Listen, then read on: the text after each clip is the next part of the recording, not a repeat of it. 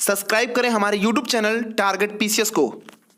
दोस्तों, जैसा कि आपको पता है कि हम लोग विश्व भूगोल की श्रृंखला लेकर चल रहे थे। उसी सिलसिलेवार हम लोग आगे बढ़ते हैं और जो है हमने कई देशों के बारे में बात कर ली थी, जिसमें से चाइना हो गया था आपका जो है, और अब हम लोग जापान के बारे में बात कर रहे हैं। तो जापान के बारे में बात करने से पहले हम जापान के बारे में कुछ विशेषता जान लेते हैं।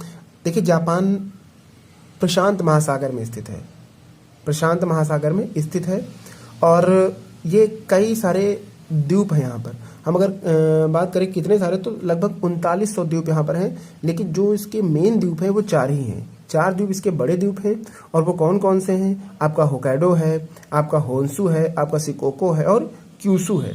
तो हम इन्हीं द्वीपों के बारे में बात करनी और यहाँ की जलवायु की बात करनी है, यहाँ की विशेषताओं के बारे में बात करनी, जिनसे हमारे क्वेश्चन बनते हैं। बाकी मुझे और कुछ नहीं पढ़ना है, ठीक है।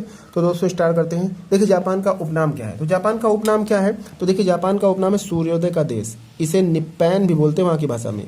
सूर्योदय का देश, सबसे पहले सूर्य ही निकलता है। उसके बाद इसे भूकंपों का देश भी कहते हैं। क्या कहते हैं? भूकंपों का देश कहते हैं, क्योंकि यहाँ पर भूकंप बहुत ज़्यादा आते हैं। क्योंकि आपको पता होना चाहिए कि टोक्यो एक ईपी सेंटर है, भूकंप का केंद्र माना जाता है। उसके बाद जापान को ही पूर्व का ग्रेट ब्रिटेन भी बोलते हैं। पूर्व का ग्रेट ब्रिटेन भी जापान को बोला जाता है। आगे देखते हैं जापान के बारे में विशेषता। तो जापान में जो जलसंधियाँ पाई जाती है, क्योंकि द्वीप है और द्वीप को जो स्थल खंड है उनको अलग करने के लिए जल राशियाँ या जल संधियाँ पाई जाती हैं। तो कौन कौन सी जल संधियाँ पाई जाती हैं, ऐसे देख लेते हैं हम। तो आप ये देख रहे हो, सबसे ऊपर वाला देख रहे हो, ये सखालिन द्वीप है। तो सखालिन द्वीप किसका है? सखालिन द्वीप आपका पता होना चाहिए। सखालिन द्वीप ये रूस का है, जो मुख्य भूमि से अलग होता है। और एक किस जल संधि? तो यहाँ पर एक तत्तर जल संधि पाई जाती है, जो हम रूस पढ़ेंगे तो बात करेंगे। तत्तर जल संधि, तत्तर जल संधि जो है सखालिन द्वीप को रूस की मुख्य भूमि से अलग करता है। उसके बाद देखते हैं जापान का जो द्वीप है होक्काइडो है, और ये होक्काइडो जो है आप देख लीजिए, होक्काइडो किस जल संधि द्वारा अलग होता है? होक्काइडो जो है सोया जल संधि या पैरोज जल संधि द्वारा।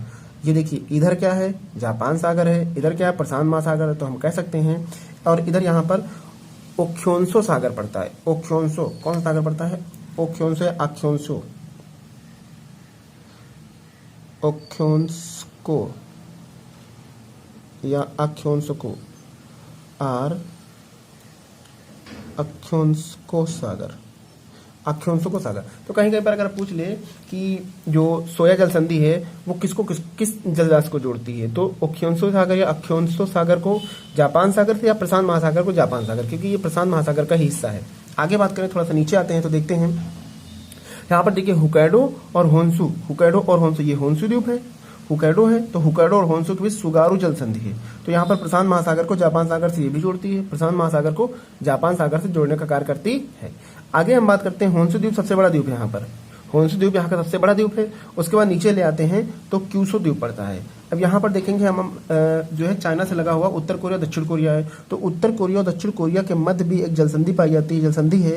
ये जलसंधि है कोरिया या सुशीमा जलसंधि, कोरिया या सुशीमा जलसंधि। अब कोरिया या सुशीमा जलसंधि किस सागर में पड़ती है? तो आप कह सकते हो पूर्वी चीन सागर में पड़ती है। और पूर्वी चीन सागर में पड़ती है तो किसको किसको जोड़ती है? पूर्वी चीन सागर को जापान सागर से जोड़ने का काम करती है। देखिए, जापान सागर है और इस जापान सागर को इसमें लाती है और इसका पानी इसमें लाती है। तो इसको जोड़ने का काम कौन करती है? इसको जोड़ने का काम जो है कोरिया या सुशीमा जलसंधि करती है, ठीक है। आगे हम देखते हैं, यहां पर देख लीजिए इनकी विशेषताओं के बारे में। आगे भाई, यहाँ पर टोक्यो की राजधानी है, यहाँ पर बीबा झील है, यहाँ पर फ्यूजियामा ज्वालामुखी है, और ये फ्यूजी पर्वत श्रेणी है, फ्यूजी पर्वत श्रेणी है। और इसके बारे में और थोड़ी सी जानकारी हम देखते हैं। तो देखते हैं जापान, भाई मैंने आपको बता दिया कि सबसे बड़ा द्वीप क्या है? होन्शु है, प्रशांत महासागर में स्थित है, और इसकी राजधानी टोक्यो यहीं पर स्थित है। इसकी राजधानी जो टोक्यो है वो भी यहीं पर स्थित है। और सबसे बड़ी बात, जापान का जो सबसे बड़ा मैदान है, जापान का जो सबसे बड़ा मैदान है क्वांटो, क्वांटो नाम मैदान का, क्वांटो, क्वांटो होन्शु द्वीप पर स्थित है, होन्शु द्वीप पर ही स्थित है। और सुसुप्त ज्वालामुखी फ्यूजियामा होन्शु द्वीप पर ही स्थित है, और इसका सुसुप्त ज्वालामुखी फ्यूजियामा भी होन्शु द्वीप पर ही स्थित है। जापान की सबसे बड़ी नदी, जापान की सबसे बड़ी नदी मैंने अभी बताया, जापान की सबसे बड़ी नदी सिनानो और झील वीवा झील, वीवा झील और सिनानो, ये भी होन्शु द्वीप पर ही स्थित हैं। बात करते हैं आगे जापान के बारे में और क्या विशेष है। तो जापान का जो मैनचेस्टर है वो ओसाका है। जापान का मैनचेस्टर क्या है? ओसाका है। और जापान का डेट्रॉयड, डेट्रॉयड क्या होता है? डेट्रॉइट ये मोबाइल ऑटोमोबाइल्स होते हैं। ये जापान का डेट्रॉइट एवं जापान का ब्रेडफोर्ट नगोया को कहा जाता है। ये दोनों ही होन्शु द्वीप पर स्थित हैं। जापान का मैनचेस्टर ओसाका है, जापान का डेट्रॉइट एवं जापान का ब्रेडफोर्ट नगोया को कहा जाता है। क्लियर हुआ? ये दोनों कहाँ पर, देखिए ये यहाँ पर नगोया पड़ेगा, ये देखिए यहाँ पर ये नगोया है और यहाँ पर ओसाका है, यहाँ पर कोबे है। ठीक है, तो एशिया की सबसे लंबी जो सुरंग है सीकन, वो भी कहाँ पर है? जापान में। एशिया की सबसे लंबी सुरंग भी कहाँ पर है? वो जापान में है। और आपको पता होना चाहिए जापान में केवल 14% भूमि पर ही कृषि होती है, क्योंकि यहाँ पर पर्वतीय क्षेत्र ज़्यादा है, जिसके कारण यहाँ पर सीढ़ीदार खेत भी बनाए जाते हैं। और आपको जानकारी के लिए जापान 23 अगस्त 1914 को प्रथम विश्व युद्ध में प्रवेश किया था। प्रथम विश्व युद्ध 1914 से स्टार्ट हुआ था, जिसमें महात्मा गांधी को भर्ती करने वाला सरजेंडा कहा गया था। ठीक है, तो 1914 में प्रथम विश्व युद्ध में शामिल हुआ तथा द्वितीय विश्व युद्ध में कब? 1940 में शामिल हुआ। द्वितीय विश्व युद्ध में 1940 में शामिल हुआ। और इसके बारे में कुछ विशेष जानकारी है कि यहाँ के जलवायु पूछे कि यहाँ पर जलवायु कैसी है, तो यहाँ की जलवायु की अगर बात की जाए तो यहाँ पर शीतोष्ण मानसूनी जलवायु है। कैसी जलवायु है? शीतोष्ण मानसूनी जलवायु है। शीतोष्ण ठंडी है और मानसूनी जलवायु है। अब यहाँ पर क्या होता है, देखिए मैंने आपको बताया है कि अगर कोई जलधारा विषुवत रेखा से उत्तर की ओर जा रही है, नॉर्थ की ओर जा रही है, तो वह कैसी होगी? गर्म होगी, क्योंकि विषुवत रेखा क्या है भाई? टेरिड जोन है, गर्म है, उष्णकटिबंधीय है। तो यहाँ से अगर कोई रेखा जाएगी, कोई जलधारा जाएगी तो वो गर्म होगी, और उत्तर से यानी कि पोल से अगर कोई जलधारा आएगी तो वो ठंडी होगी। तो उत्तर से या पोल से जलधारा आती है, पोल से एक जलधारा आती है ओयासियो आती है। एक पोल से एक जलधारा आती है जिसका नाम है ओयासियो।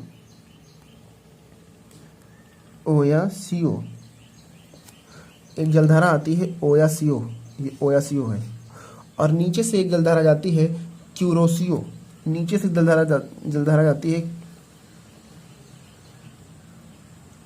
क्यूरोसियो। नीचे से जलधारा जाती है क्यूरोसियो। और ये दोनों जहाँ पर मिल जाते हैं, इस क्षेत्र में मान लीजिए मिल जाते हैं, तो यहाँ पर एक स्मॉग टाइप में बनाते हैं, धुंध या कुहासा या कोहरा टाइप में बनाते हैं। और यहाँ पर जो है मछलियों के खाने के लिए एक प्रकार की प्लैंक्टन घास उगती है।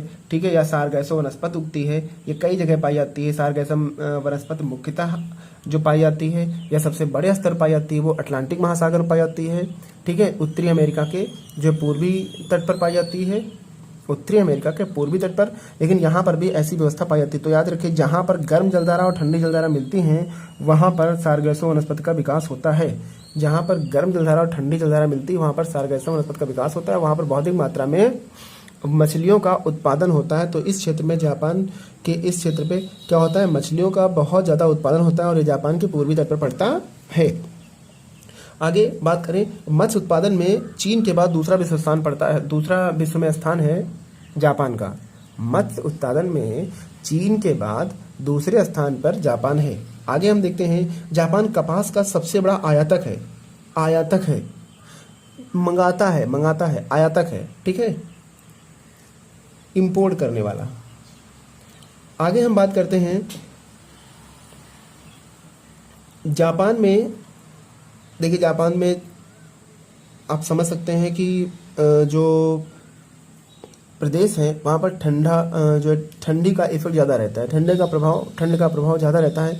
क्यों? क्योंकि ये आपका जो है लमसम उत्तर में आता है और जो है उष्णकटिबंधीय जो क्षेत्र है उसके बाहर होता है, जिसके कारण हम ये कह सकते हैं कि यहाँ पर अधिकतर ठंडी ही पड़ती है। ज़्यादा यहाँ पर ठंडी पड़ती है। जापान कच्चा लोहा, कपास आदि का भी आयात करता है और बहुत सारी जो जैसे रेशम का उत्पादन करता है। ये यहाँ पर जो गीजा बाजार लगता है वो भी बहुत ही फेमस है या विश्व प्रसिद्ध है। ये भी होन्शु द्वीप पर ही पड़ता है। यहाँ पर एक चाय के साथ एक उत्सव मनाया जाता है। चाय के साथ फेस्टिवल मनाया जाता है, जिसको लोग चानुयू के नाम से जानते हैं। चानुयू ऐसे लिखेंगे, चानुयू।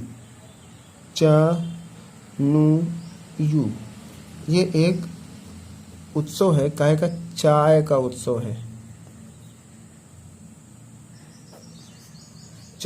है। जापान में मनाया जाता है।